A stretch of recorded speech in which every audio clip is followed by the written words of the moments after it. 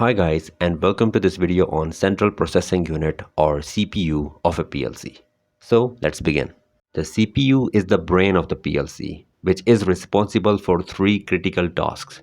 First, it processes inputs from sensors and field devices. Second, it executes control programs based on logic instructions. And third is generating outputs to drive automation in real time.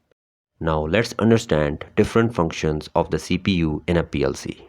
The first one is fetch, decode, execute cycle, in which the CPU reads an instruction, understands it, and then runs it to control inputs and outputs. The second one is input processing. The CPU collects data from sensors and field devices. Third one is logic execution. The CPU runs the control program to decide actions.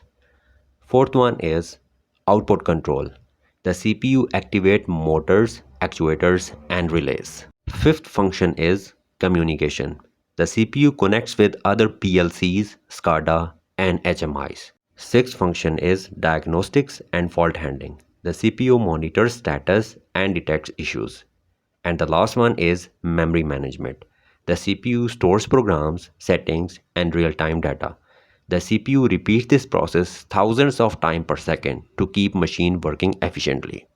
Now that we understand what the CPU does, let's look at its key components and how they work together.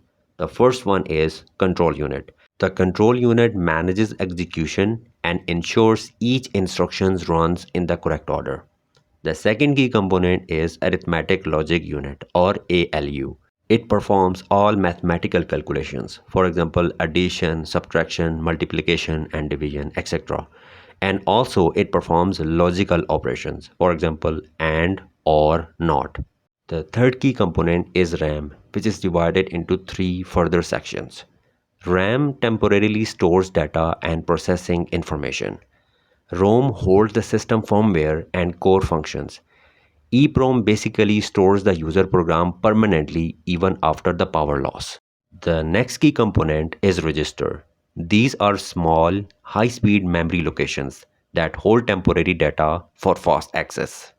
The fifth key component is the clock, which is called as the heartbeat of the CPU. It provides precise timing signals to ensure all operations run in synchronized manner. The final key component is watchdog timer. It is basically a safety feature. If the CPU stops responding or takes too long to complete a cycle, the watchdog timer will automatically reset the PLC to prevent system failure. Now let's discuss the CPU operating cycle, which is also called as scan cycle.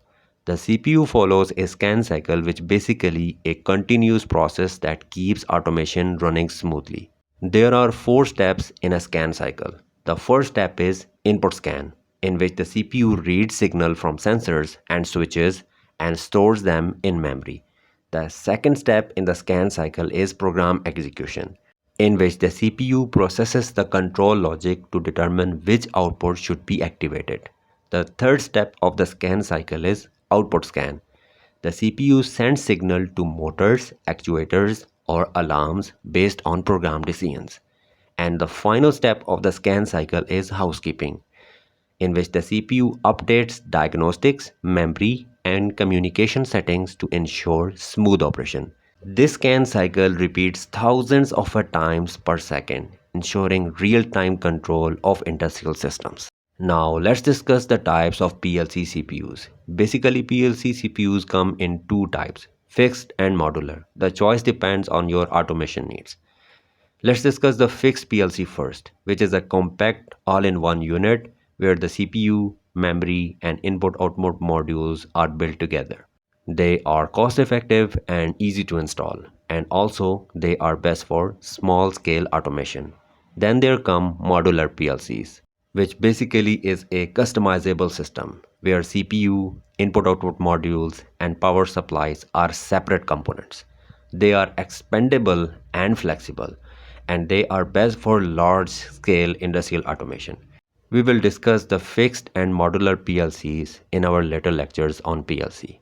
So if you find this video helpful, then please hit the like button and subscribe to my channel. Thanks for watching.